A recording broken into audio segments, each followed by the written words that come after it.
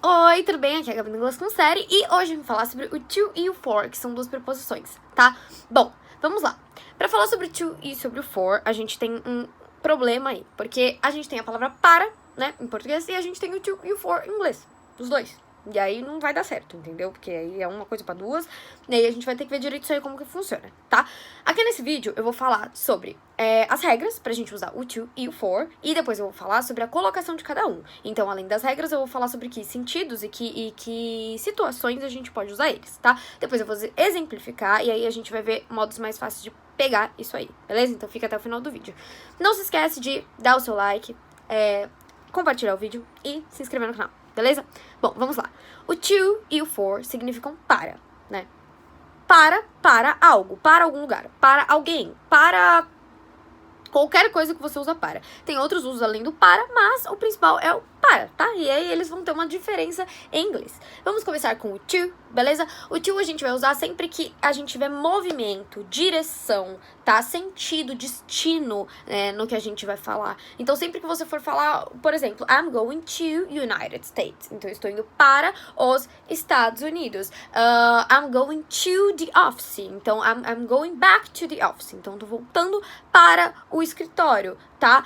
To the north. Então, a rua fica to the north. Então, a rua fica para o norte, beleza? Então, sempre que você for falar de direção, sentido é movimentação, beleza? E aí, a gente já viu a regrinha de como a gente usa, e aí agora eu vou colocar os 4 principais contextos no qual ele se encaixa, tá? Quando a gente for falar de distância, por exemplo, it takes 6 kilometers from my house to the office. Então, leva 6 quilômetros, tá vendo? Tem um movimento, uma direção, um destino da minha casa para o escritório. Então, it takes 6 kilometers. Quando a gente for falar de tempo também, mas não da duração de um tempo, o período entre dois tempos. Então, por exemplo, o shopping funciona from 7 to 9 p.m. Então, o shopping funciona das 7 às 9 horas da noite. Então, de um ponto até outro. Então, I work from Monday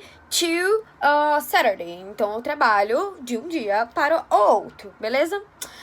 Quando a gente for falar de preferência também, então, I prefer tea to coffee. Então, eu prefiro chá do que café.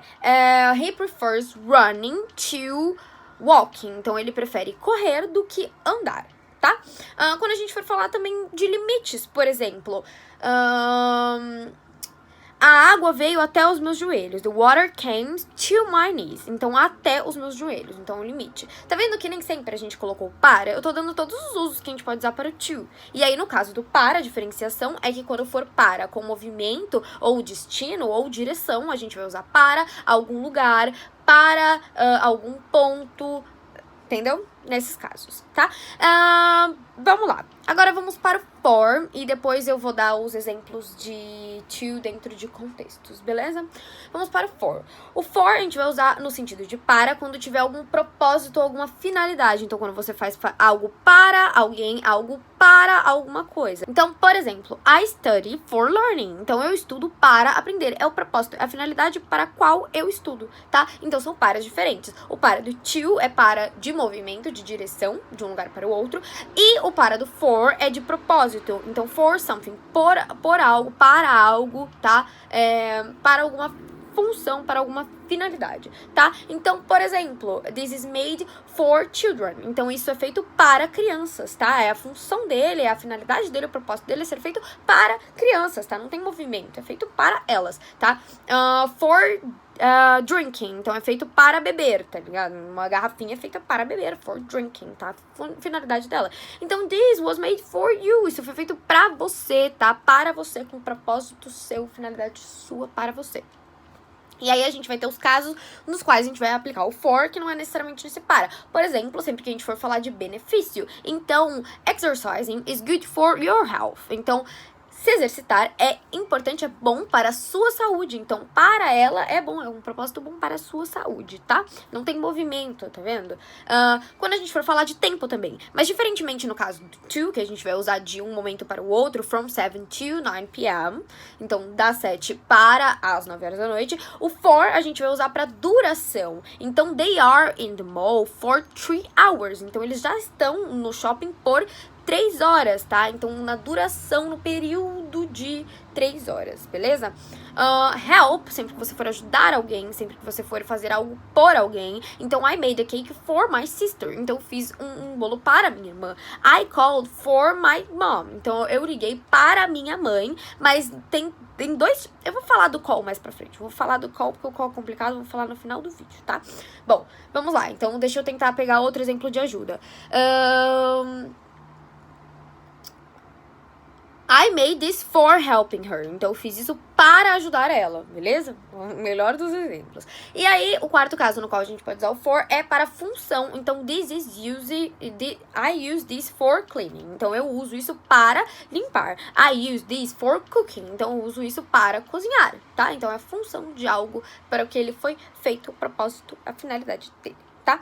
Agora, vamos para uns exemplos. E depois dos exemplos, eu vou falar sobre o call, que é um dos casos que, tipo, mais pega. Tá? Que é um exemplo ótimo para quando a gente pode usar os dois, o to e o for, mas eles vão ter sentidos diferentes, tá? Então, agora, ou é mais fácil, Gabi, eu aprender as regras e na hora que eu for falar, eu ficar pensando, não, então pera, então é benefício, tempo, duração de um destino pro outro, de um lado pro outro.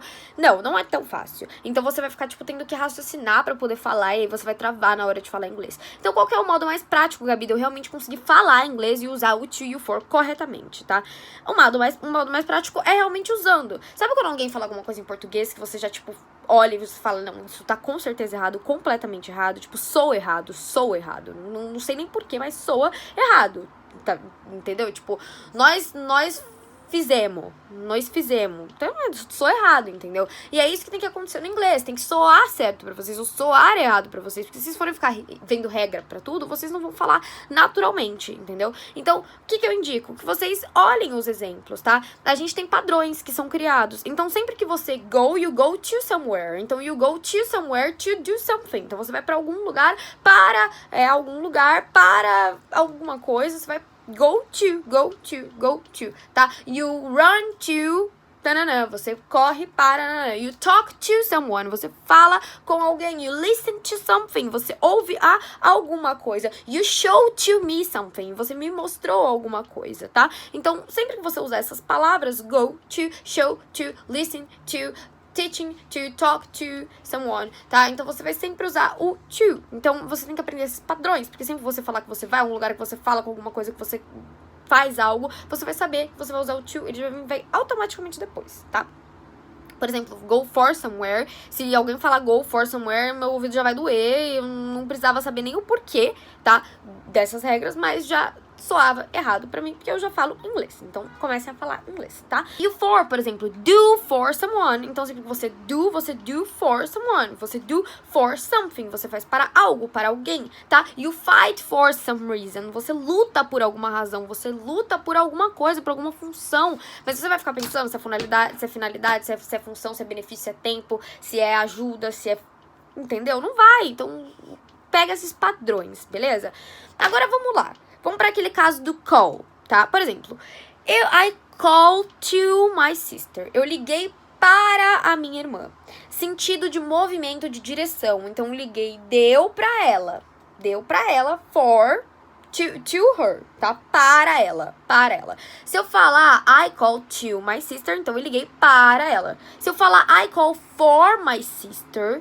Que call pode ser tanto ligar quanto chamar, tá? Chamar alguém, I call for her. Chamar por ela, tá? Então, por ela. Então, I call for my sister. Pode ser eu liguei por ela, eu liguei porque ela tava se sentindo mal, então eu liguei por ela, eu não liguei pra ela, eu liguei por ela, tá? Quando você liga pra alguém pra perguntar alguma coisa que é pra você, you call to someone, e quando você ligou pra falar alguma coisa pela pessoa, you call for her, por ela, pra ajudar ela, pra entrar em contato com ela. Então, I made a cake, I bring lunch to my sister. Então, eu trouxe um lanche, um almoço, tá? Lanche, almoço, para a minha irmã. Então, eu trouxe da minha casa para ela até o escritório, eu levei para ela. Então, e aí você pode falar que você levou também for her. Então, eu levei o almoço para ela, por ela, porque ela estava com fome, para ajudar ela, help. Lembra que o for, a gente tem o sentido de help, tá? Então, sempre você vai ajudar alguém para alguma coisa, vai ser prestativo para alguém, seja no sentido de ligar, de trazer algo, a gente tem esses dois sentidos. Então, os dois estão corretos, só que um leva um sentido e o outro leva o outro, tá? Em inglês, a gente vai ter vários casos. Tem casos que o sentido muda completamente, tem casos que eles são complementares, tá? E aí, a gente vai usar isso e aprender isso com a prática. Eu espero que tenha ficado tudo claro. Não se esquece de dar o like aqui no vídeo, se inscrever no canal, de compartilhar, por favor. E até o próximo vídeo, pessoal. Espero que tenham entendido.